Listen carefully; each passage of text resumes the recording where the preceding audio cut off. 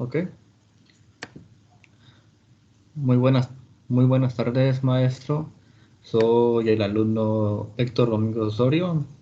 Me tocó la pregunta número 5, en lo cual constituye que son los cuatro elementos que participan en el diseño de procesos de reactores químicos. Siguiente, por favor. Bueno, para un diseño de reactores químicos se requieren cuatro conocimientos esenciales. ¿Cómo que se necesitan cuatro conocimientos? Estos cuatro conocimientos nos van a ayudar a hacer un proceso de nuestro reactor químico, por lo cual en eso debe de concluir que son la termodinámica, seguido a la cinética química, que esto van de las manos, luego sigue la transferencia de masa energía y luego sigue al final la mecánica de fluido. Siguiente, por favor. Bueno, la pregunta es, ¿cómo nos sirve la termodinámica y la cinética en un reactor de diseño? Bueno, en sí, el diseño de un reactor se debe de base a un estudio cinético y termodinámico. ¿Qué quiero decir con esto? Que mediante una reacción química que nosotros tengamos, se va a pretender realizar y además con esto debemos tener en cuenta que la producción de que nosotros queremos tener deseado y las características de la material que se puede utilizar es debido a estos dos. Perdón. En sí, la termodinámica química en esto nos va a permitir establecer el calor desprendido o absorbido por la reacción o mediante la reacción, así como la extensión en la que se produce la reacción o también mediante el cálculo de la constante o también nos permite decir el equilibrio. Por otro lado, ¿cómo nos va a servir la cinética aquí? Bueno, la cinética en sí, si es en química, ese nos va a aportar unos datos sobre la velocidad de reacción. Prácticamente es la velocidad de reacción en la cual estos van a reaccionar. Así como también nos puede enseñar como su dependencia, como su concentración, su temperatura, presión y el uso de catalizadores mediante su velocidad de reacción. La termodinámica y cinética nos proporciona una información también sobre cómo tienen las condiciones y también cómo es la reacción o el que va a lugar, también el tiempo en lo que va a reaccionar y también un rendimiento y una duración aceptable. Esto es por lo que nos va a ayudar la termodinámica y la cinética de química en un reactor químico. Siguiente, por favor. Bueno, ¿para qué nos sirve la transferencia de masa y energía en un reactor químico? Como ya sabemos, los fenómenos de transferencia de masa se refieren prácticamente a un movimiento de moléculas. Como podemos apreciar en la imagen, tenemos un molino prácticamente es un reactor.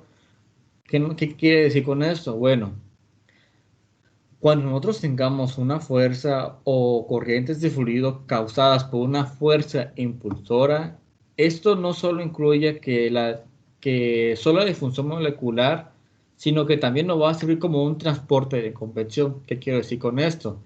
Que la transferencia de masa ocurre cuando en toda reacción química, ya sea dentro o fuera del reactor industrial, dependiendo si es un fermentador o un reactor de laboratorio, los principales campos de interés de nuestra transferencia de masa son la difusión molecular, o sea que el transporte por la convección y el transporte de masa entre las fases.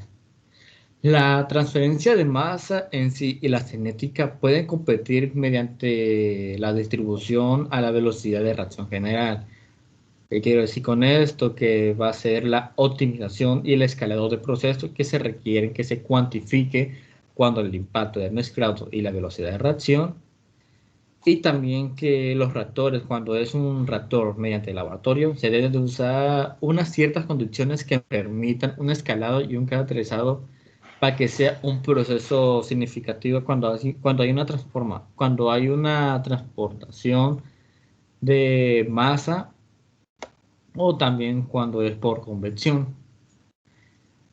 Y pues la energía en sí, esto nos va a ayudar a tener un mayor impulso para que éste pueda moverse, pues la energía prácticamente es el trabajo que le da a estos.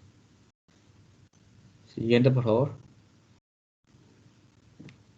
Bueno, ¿cómo nos va a servir la mecánica de fluido en un reactor químico? Bueno, En sí, la mecánica de fluido es algo esencial y algo característico que tiene esto. ¿Por qué? Porque ya sabemos que una mecánica de fluido es una rama de la física. Pero si esto está bien comprendido, en sí la mecánica de fluido es el que estudian los fluidos, así como la fuerza que esto provoca y también como las características que define cuál, si es su incapacidad para resistir esfuerzos cortantes. Quiero decir, lo que provoca la característica definida, como podemos ver aquí en el reactor tenemos un tipo de aspa y un líquido. Esto nos va a decir la capacidad de resistir esfuerzos cortantes. También estudia las interacciones entre el fluido y y el contorno que lo limita. El contorno lo podemos decir que es nuestro tamaño de nuestro reactor que tenemos ahí, mediante los contenido líquido y la aspa que va a tener una fuerza para poder cortar esa resistencia que hay de la mecánica de fluido. En sí, la mecánica de fluido nos puede servir también como, en sí también balance de materia y energía que son necesarios.